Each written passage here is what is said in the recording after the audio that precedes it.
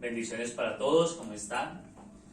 Qué placer poder compartir una palabra de parte de Dios en esta hora con cada uno de los que están allí reunidos, los que estamos acá reunidos. Prepare su corazón, prepare sus pensamientos, prepare su oído para escuchar esta enseñanza que Dios ha permitido que nos llegue en esta hora, en medio de la necesidad, en medio de la situación que puedas estar presentando, en medio de cualquier cosa que puedas estar viviendo. Recuerde que Dios está con nosotros. Quiero compartir con ustedes una enseñanza que Dios me permitió realizar, llamada Un corazón que agrada a Dios. Y para entrar en materia acerca de cómo es un corazón que le agrada a Dios, quiero hablar un poco acerca de un hombre que se llamó David. Este hombre David fue un rey y fue un hombre escogido por Dios. Y la Biblia nos describe que él tenía un corazón conforme al corazón de Dios. Creo que cada uno de nosotros en algún momento ha pensado, qué bueno que Dios hable de mí. No sé si a ustedes les ha pasado. Qué bueno que Dios diga de Nelson, de María Paula, de Alejandro. Es él o ella tiene un corazón conforme a mi corazón, ¿verdad? ¿Cómo era el corazón que le agradaba? ¿Cómo era el corazón de David que le agradaba a Dios? ¿Sí? ¿Se han hecho esta pregunta? Porque si recordamos un poco la historia de David, David fue un hombre que se equivocó también. Un hombre que falló a Dios, él pecó, cometió adulterio, cometió homicidio, censó o contó al pueblo cuando Dios le había dicho que no lo hiciera. Y sigue diciendo Dios que él tenía un corazón agradable, ¿verdad? ¿Cómo era ese corazón que le agradaba a Dios? Ahora, esta pregunta viene porque cuando Dios le habla a Samuel acerca de David, en el libro de Samuel, en el primer libro de Samuel, capítulo 13, ya le venía diciendo Dios a Samuel el profeta que él se había escogido por causa de las fallas de Saúl, él se había escogido un hombre conforme a su corazón. ¿Cómo era el corazón de David? Y es curiosa esta parte, ¿por qué? Porque si evaluamos un poco la vida de David en ese momento, aproximadamente era un adolescente entre los 10 y los 16 años. ¿Por qué describo esa edad? Porque más adelante, en el capítulo 17 del primer libro de Samuel, narra la historia de David y Goliat, pero en esa historia empieza diciendo que sus hermanos estaban en el ejército, estaban allí en la guerra, y la edad para que los hombres pudieran pertenecer al ejército era mayores de 20 años. ¿Sí? Ahora, recordemos también que David era el menor de la casa de Isaí. Entonces, y había otros hermanos, habían 3 hermanos de David en el ejército, habían otros hermanos y David era el menor. Entonces, entre 10 y 16 años era la edad que tenía David, cuando Dios ya hablaba de él, que tenía un corazón conforme al suyo. ¿Sí vamos hasta allí? Entonces dice, ¿qué podemos observar? ¿Qué características podemos observar allí en el corazón de David, que era un corazón que le agradaba a Dios? Podemos observar obediencia, porque en ningún momento él refutó, dice, estaba haciendo lo que su padre le había encomendado. ¿Qué le había encomendado su papá? Cuidar ovejas. Y él no refutó eso en ningún momento.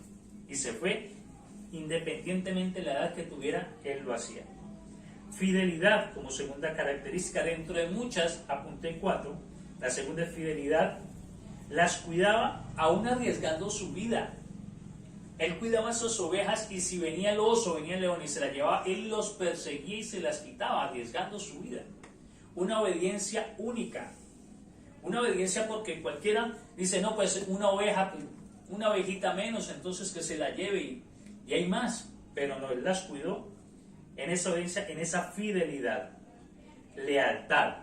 Las cuidaba como si fueran propias. Eran de su papá, sí, pero no eran de él. Por herencia.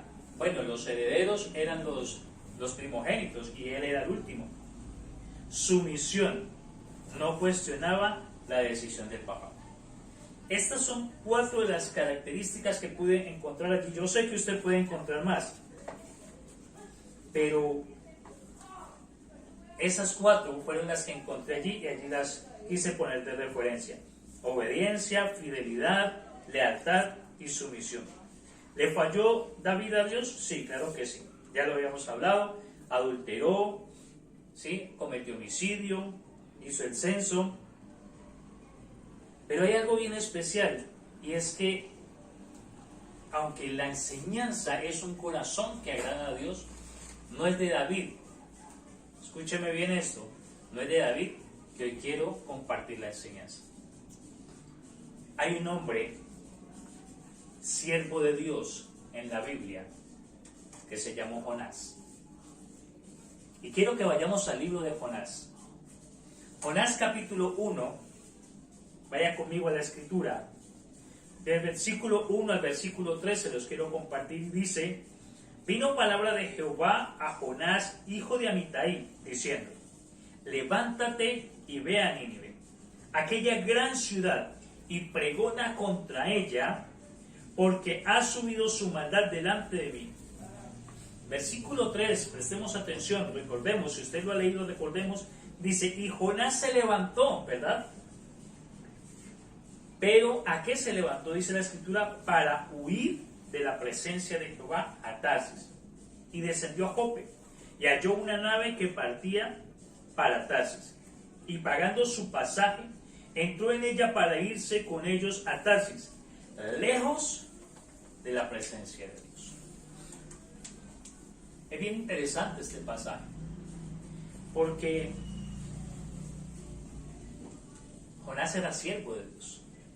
¿Cuál era la función, o por decirlo, la profesión de Jonás?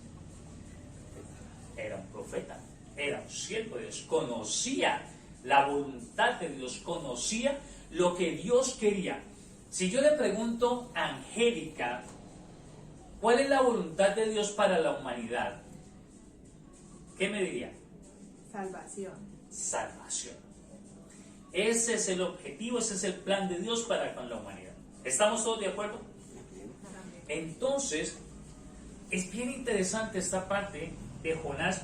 ¿Por qué Jonás se levanta y no se va para Nínive, sino que va y busca un transporte, una nave, una embarcación, paga su pasaje y se va para otro lugar? Investigando un poco acerca de la historia del tiempo de Jonás, Nínive era la capital de los asirios.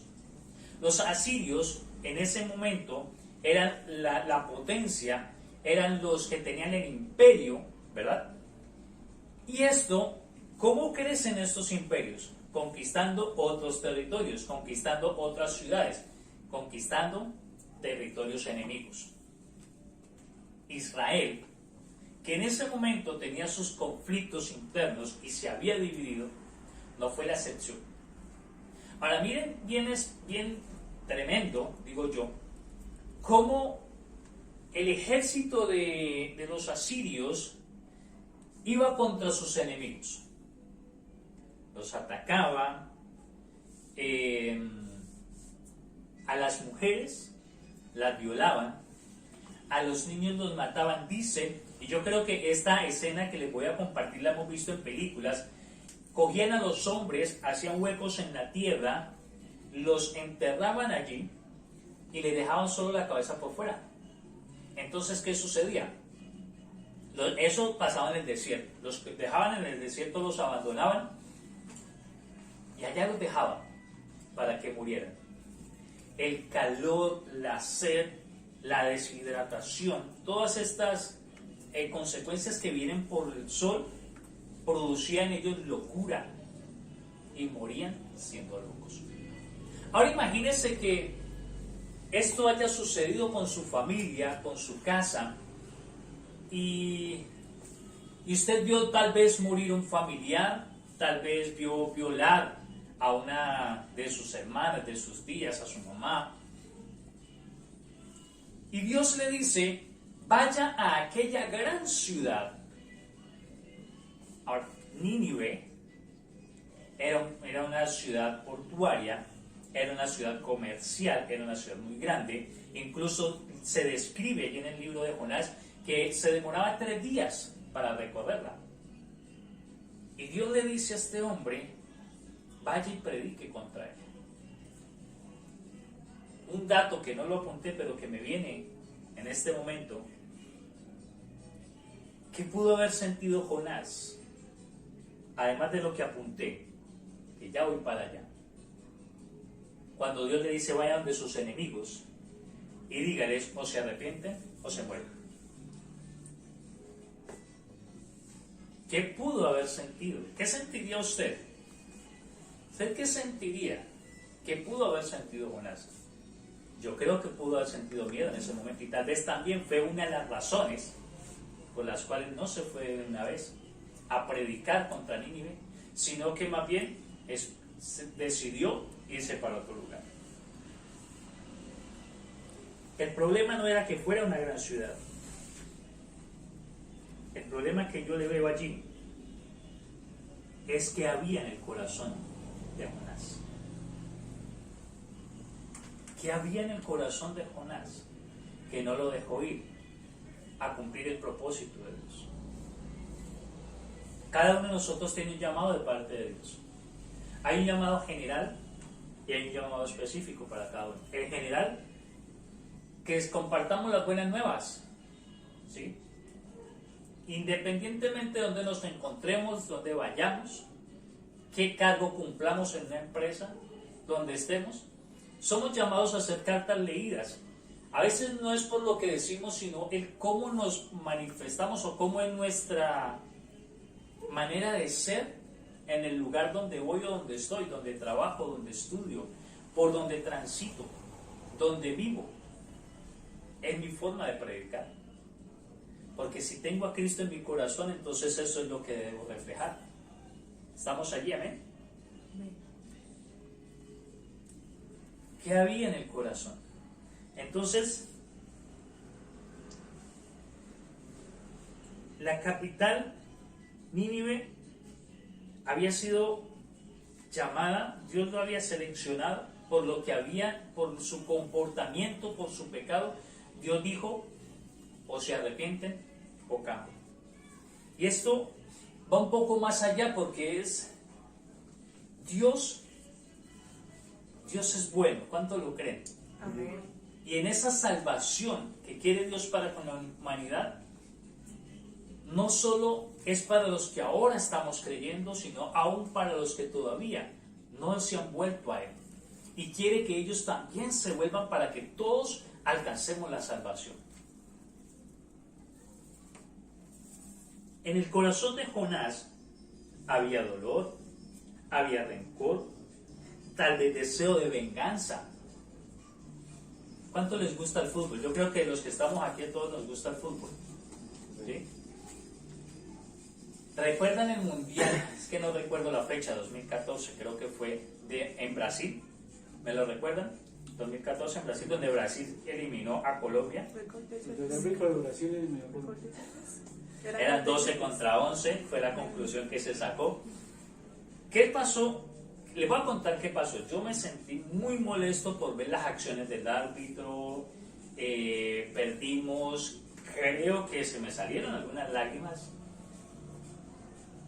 Y días después, no recuerdo, 3, 4 días después, 8 días, Alemania eliminó a Brasil. ¡Sí! ¡Se hizo justicia! ¡Ah! Después empiezo yo a observar en mi reacción y en la voluntad de Dios cuántos brasileños, cuántas personas de Brasil estaban orando para que Brasil ganara. ¿Cuántos alemanes estaban orando para que Alemania ganara? Yo dije, se hizo justicia. Pero mirando el corazón de Dios, o mirando a Dios, ¿Así obra la justicia de Dios? ¿O así obra la justicia del hombre? ¿Qué había en mi corazón en ese momento contra Brasil, contra la selección de Brasil? Resentimiento. Deseo de venganza. Lo sacaron. Me equivoqué.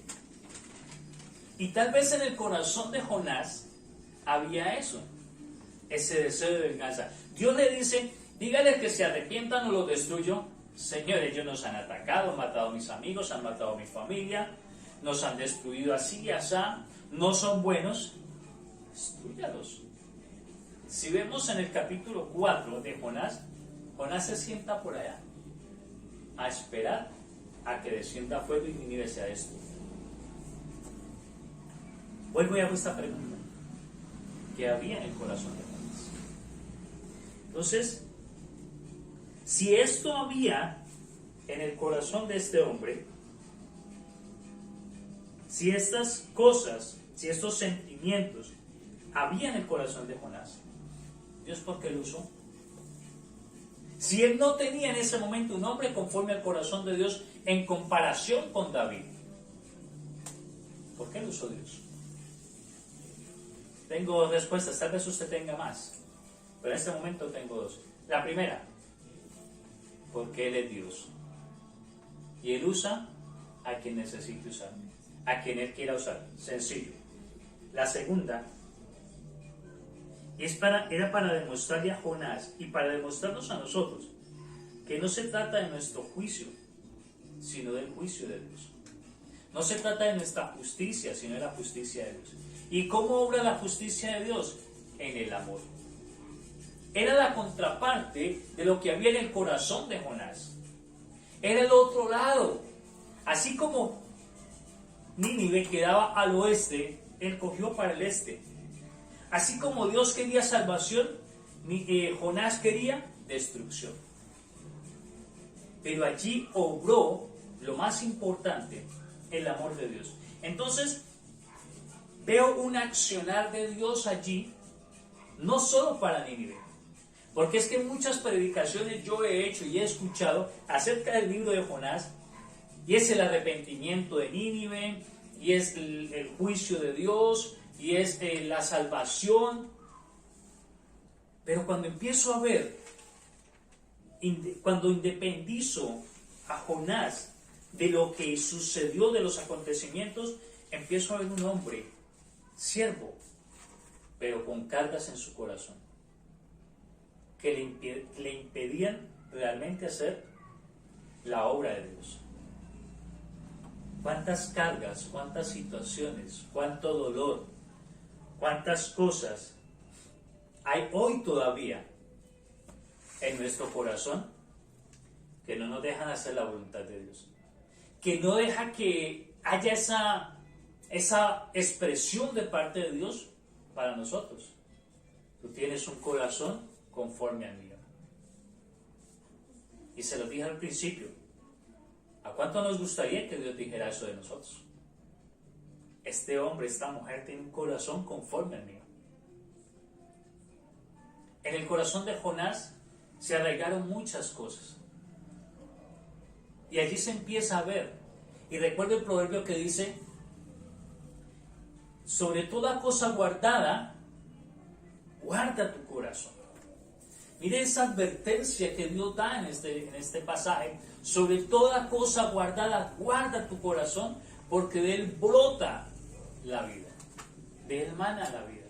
¿Cómo era la vida de Jonás en ese momento, siendo siervo de Dios? Ahora, no lo estoy mencionando para juzgarlo, ¿no? Porque hay cosas en mi corazón. Y cuando Dios trae esta palabra a mi vida, me hace reflexionar de cuántas cosas todavía pueden estar en mi corazón dañando el propósito de Dios. No solo tiene que ser pecado, porque a veces nos quedamos solo en el pecado, sino cuánto dolor puede haber, cuántas cargas, cuánto miedo, frustración, qué sentimiento puede haber allí en nuestra vida, en tu vida, que te impide aún acercarte a Dios. Porque tal vez te han hablado de un Dios de juicio, de un Dios duro, pero aquí vemos un Dios de amor, que también no solo quiere hablar a una ciudad para arrepentimiento, sino a su siervo, para hacerlo volver de su dolor, para traer esa sanidad sobre su vida. Y para poder formar en él un corazón conforme al de Dios. Para poder formar en Jonás un corazón conforme al corazón de Dios. Dios quiere sanar tu corazón, Dios quiere sanar mi vida. Recuerda, Cristo murió por nosotros, aún siendo nosotros pecadores. Dios quiere que tengamos un corazón sano, obediente. Recordemos las características que encontramos en el corazón de David. Obediencia, fidelidad, lealtad, sumisión. Él quiere que nosotros tengamos un corazón así. Tal vez para nosotros ha sido complicado soltar las cosas. Tal vez para nosotros no ha sido fácil perdonar. Tal vez para usted no haya sido fácil permitir que Dios sobre a través de su vida. Y si Dios quiere que seamos ese instrumento de su parte para llevarle a aquella persona que más nos hizo daño el mensaje de salvación, fue lo que pasó con Jonás.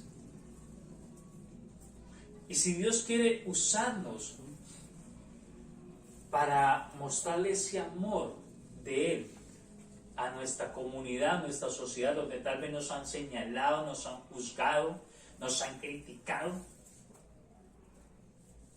¿acaso no es el Dios? Recordemos esta parte, y es que tenemos que permitirle a Dios que obre en nuestras vidas. Somos llamados a ser restauradores. Somos llamados a ser instrumentos en las manos del alfarero, a construir en lugar de destruir, a unir en lugar de separar. A pesar de nuestros errores, cada día debemos tratar de ser más obedientes, más sensibles a su palabra y, como dice en Santiago, más hacedores de su palabra. Porque a veces escuchamos y somos atentos a lo que dice la Escritura, somos atentos a lo que dice la enseñanza, a lo que nos dice Dios, pero ¿hacemos lo que Dios quiere? Porque hay un dicho, hay un adagio que dice: del dicho al hecho hay mucho trecho. Entonces, estoy escuchando y estoy haciendo. Es importante reflexionar para poder tener ese corazón que a Dios le agrade. No podemos escondernos del llamado de Dios.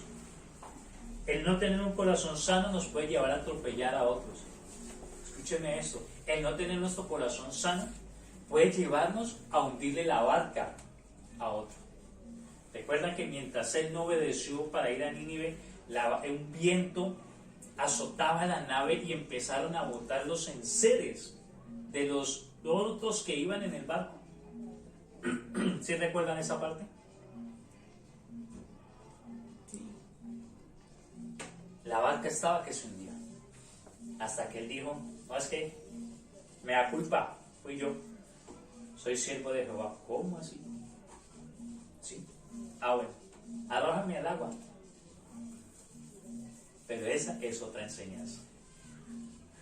¿Qué hay en nuestro corazón que no nos está llevando a hacer la voluntad de Dios?